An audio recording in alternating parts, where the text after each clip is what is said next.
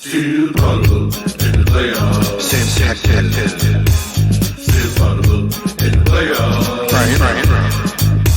Gotta get that ring in the playoffs. Still possible in the playoffs. Still possible. The Boston Celtics still possible. Still possible.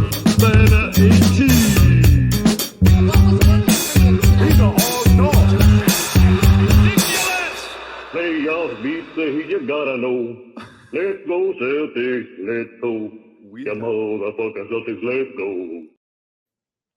Welcome to Still Potable. You guys are the kids, the gods, and the legends. I am Sam Jam Packard, joined as always by Jay King from The Athletic. We're coming to you live after Game 2. The Celtics win up 2-0 in the Eastern Conference Finals behind 40 points from Jaylen Brown. They win 126-110. Jay King, I think it's time for a new song. It is? You think so? I know so. Let's All right. go. Let's go, you motherfucking Celtics. Woo! Let's go, baby. Let's go. You Motherfucking Celtics, let's go. Let's go, Celtics. I said, let's go. Let's go, you motherfucking Celtics. Let's go, baby. Let's go. You motherfucking Celtics, let's go. Okay, now Celtics are gonna win. Pieces off the track, lapping my nuts again. Let's go, Celtics. What did he say? What was that? Hold on. Hold on, we got to run that Gotta back. rewind. Run it Got to back. run it back. I didn't hear the full clear lyrics. Okay, now Celtics are gonna win. Pieces off the track, lapping my nuts again. Let's go, Celtics. I mean, no disrespect. Celtics gonna run the Pacers on them. So let's go, Celtics. I said, let's go. It's very unclear what he's Let's go, saying. you motherfucking Celtics. Let's go, baby. Let's go. You motherfucking Celtics. Let's go. All right. All right, that happened. That's the new song, baby. It had something about nuts, but unclear. You know, let's talk about the game. Jaylen Brown. That just rattled you. Yeah. Let's talk about the game. That's the best segue you can come up with. Let's just talk about the game. I didn't see you coming up with a segue, bro. I'm not the one who leads this conversation. Oh, so you admit that I'm the leader and the host of the show? No, I am the leader of the podcast. I am the one who drives the show. I'm the one who puts asses in the seat. I would say if you were the Jason Tatum, I'm the Jaylen Brown of this game, and I came out and I'm about to. Why aren't you the Jason Tatum?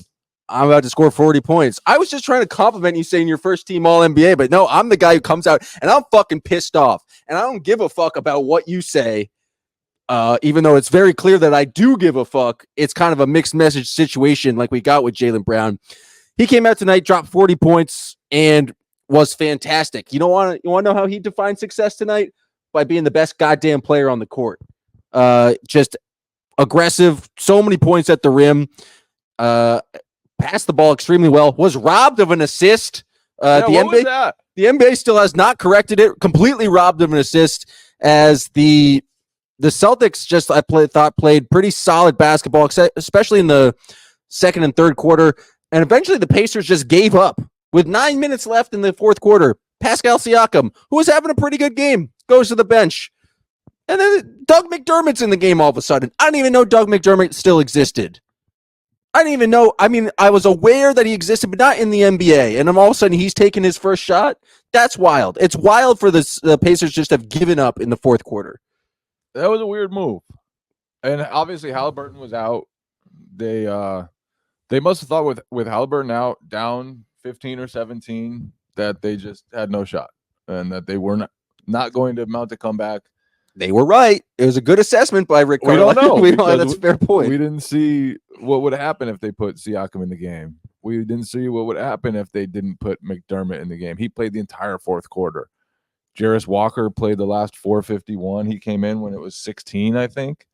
So kind of a weird choice by Carlisle, playing the long game here, hoping to stay as fresh as possible. Obviously, Halliburton's status is enormous for the rest of the series. If he can't go, that only makes a talent discrepancy larger. Yeah, seen limping to the truck or the bus out of the locker room after the game. He suffered a hamstring injury earlier this year. I think made him miss 10 games. He also was in the locker room at halftime or in the getting like his chest hurt.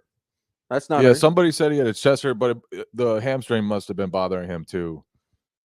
Do you think it was a chest or you think it was a hamstring? Maybe a hamstring, both of them. Maybe a Hest. What do you like? I thought what do you think the Celtics adjustments were in this game? Because the Pacers still came out, and I thought were similarly like a solid offensive team, still knocking down a lot of shots in the mid range. I thought the Celtics really didn't have a great answer for Pascal Siakam, but they did manage to kind of slow them down, especially in transition. It just didn't feel like the Pacers got as many easy buckets in this game as they did in game one. Yeah, and I thought the Celtics kind of made a conscious decision to let Pascal Siakam do his thing. They had Al Horford on him, matched up with him from the start, which was kind of like, yeah, go ahead, Pascal. Like, we know this is a bad matchup for you, but it'll allow Jason Tatum to guard Miles Turner. It'll allow them to switch everything else. They only gave up 29 3-point attempts by the Pacers in this game. And so they were able to take away some of the variance that the Pacers can hit you with. And Siakam, he had 13 buckets, 13 made field goals. Seemed like he made every shot he took. He only missed 4, but a lot of them were from the mid-range. He wasn't getting everybody else involved. So the Celtics, they were cool with it. They just kind of decided we're going to live with Pascal Siakam torching us. Felt like a lot of his buckets came on Drew Holiday, which Holiday's a great defender, but it's a kind of a size mismatch. Pascal Siakam is one of the taller ball handling wings in the league at 6'9". But yeah, it just felt like that's what the Celtics were willing to live with today. And by willing to live with that, they were able to take away Turner. He only had 7 shot attempts. Nesmith did very little. Halliburton didn't ever control the game. So if Pascal Siakam, like, I don't think he's good enough to beat you one on everybody, especially they kept him off the free throw line. So like as much as Siakam torched them, he did it in a way that they were okay with, if that makes sense. Yeah, they're kind of, that's the game plan for them, and I think they did a good job of, it's like, that's the only offense the Pacers going to get. We're going to make sure we get back in transition. There's not going to be these easy, like, high-flying possessions. And I also thought the Celtics did a very good job of just controlling the second unit of the Pacers, who I thought had a very good game one. Much better performance by the Celtics bench units. Much better. Yeah, and it changed up the rotations a little bit, and I think, like, it's unclear how much of the decision to go small was like that was the game plan going into the game, or it was Luke Cornett messing up his wrist at some point, and then the Celtics just kind of having to make an adjustment. But the O'Shea Brissett came in plus 18 in 12 minutes. Hand up, I was wrong. Said on yesterday's podcast that playing O'Shea Brissett was not the solution. Clearly, I'm an idiot because he came in. I thought the Celtics small ball lineups were pretty effective, and I thought it was good that they. I'm going to stop you here. You are, because you have made 2 big mistakes in this podcast already. Let's hear them. One was saying, let's talk about the game. And we covered that. As if that's an acceptable segue. Yes. The second is that we have now discussed Pascal Siakam's game. We are discussing O'Shea Brissett's performance, and we have not gotten into Jaylen Brown. So we can can get to O'Shea Brissett later. Do you want to run back the tape? Jaylen Brown. Do you want to run back the tape? We need a full conversation about Jaylen Brown. Do you want to run back the Have tape? we had a full conversation about Jaylen Brown? This is contentious, by the way. The first thing I talked about, the very first topic I brought up was Jaylen Brown, and then I pivoted to you, and you didn't talk about Jaylen Brown. So this is not on me. I set you up to talk about Jaylen Brown, and then you, because you don't listen to when I talk on the podcast, just talked about what you wanted to talk about, was Pascal Siakam. Well, you're putting it you back. are once again moving the conversation away from Jaylen. He was amazing.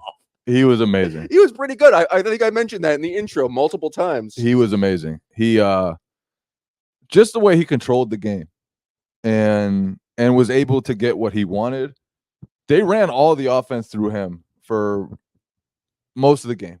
And normally it's not like that. Normally it's Jason Tatum has the ball in his hands. Derek White has the ball in his hands.